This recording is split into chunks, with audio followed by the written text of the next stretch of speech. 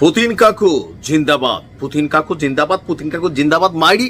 এই জিনিসটার জন্য ভালোবাসি। পুতিন কাকুর ফ্যান ফলোয়ার কারা আছেন একটু কমেন্ট করবেন, আর ভিডিওটা ভালো লাগলে শেয়ার করবেন। তবে চীনেরও ডিফারেন্ট ভূমিকা দেখছি। কলিজা শান্তি করা খবর, মানে দাবিটা হচ্ছে ইসরায়েলের, আর আমি চাই এই দাবিটা যেন শতভাগ সত্যি হয়। তবে চীনরে নিয়ে আমার একটু সন্দেহ আছে, আবার দিতেও পারে, কারণ চুক্তি কিন্তু দুই দেশের মধ্যে আছে। দর্শক, ইসরায়েলি গণমাধ্যম চ্যানেল 14 এক চাঞ্চল্যকর দাবি করেছে।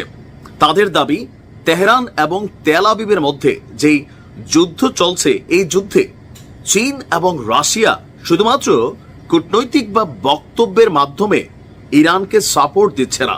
কি কি দিয়া সাপোর্ট দিচ্ছে? ইরানকে ক্ষেপণাস্ত্র সহ বিমান চালান পরিবহনেও আপনার সহায়তা করছে। বেইজিং এবং মস্কো উভয়ই ইরানের উপর হামলার জন্য ইসরায়েলের নিন্দা করেছে।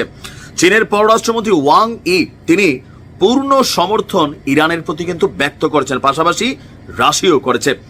তবে চীনের এই শীর্ষ কূটনীতিকের যে বক্তব্য আর রাশিয়ার যে বক্তব্য, এগুলাকে ভিন্নভাবে দেখছে ইসরায়েল।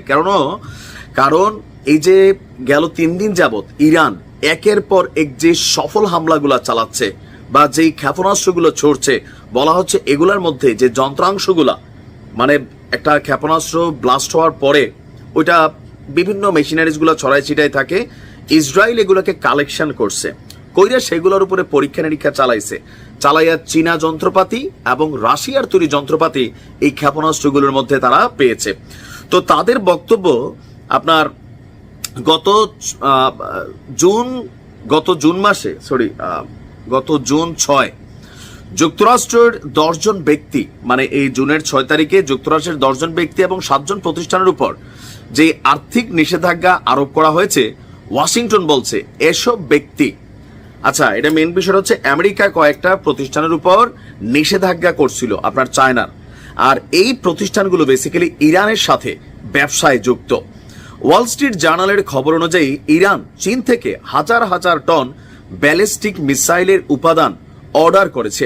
লেনদেনের সাথে পরিচিত সূত্রগুলো বলছে যে তেহরান যুক্তরাষ্ট্রের সঙ্গে পরমাণু কর্মসূচির ভবিষ্যৎ আলোচনা করার সময় সামরিক সক্ষমতাকে পেছন থেকে পুনর্গঠিত করছিল, আর সেই পুনর্গঠিত করার সময় ইরানের পক্ষে চীন এবং রাশিয়া এই সামরিক ইকুইপমেন্টগুলো সরবরাহ করেছে, মানে ইরানকে সামরিকভাবে শক্তিশালী করেছে, যেন আমেরিকা যতই চাপ দেয় ইরান যেন পরমাণু চুক্তি থেকে সরে না আসে।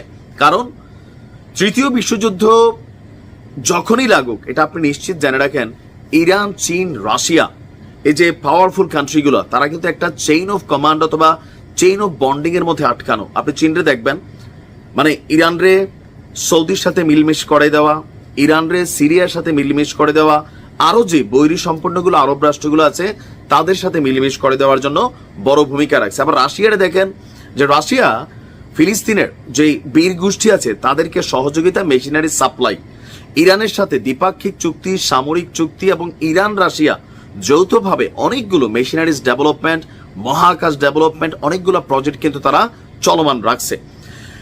এখন ইরান এবং রাশিয়া এই বিষয়ে তারা কি বলছে? তারা বলছে যে ইসরায়েল তাদের বিরুদ্ধে এটা একটা হাস্যকর অভিযোগ তুলেছে। তার মানে কি রাশিয়া চীন দেয় নাই? না, দিছে। আমার ধারণা দিছে, কারণ রাশিয়ার জন্য ইরান যা করছে এই ইউক্রেন যুদ্ধে, পুতিনের সময় আসছে এই কৃতজ্ঞতা আদায় করার এবং এটার কি বলা হয়েছে প্রতিদান দেওয়ার।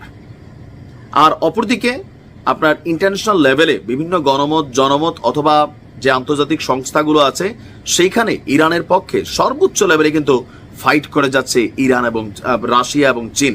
আমরা চাই আরো বেশি মেশিনারিজ ইরানকে দেওক, এই যুদ্ধে হারার কোনো সুযোগ নেই, খেলা হবে। ভালো থাকুন।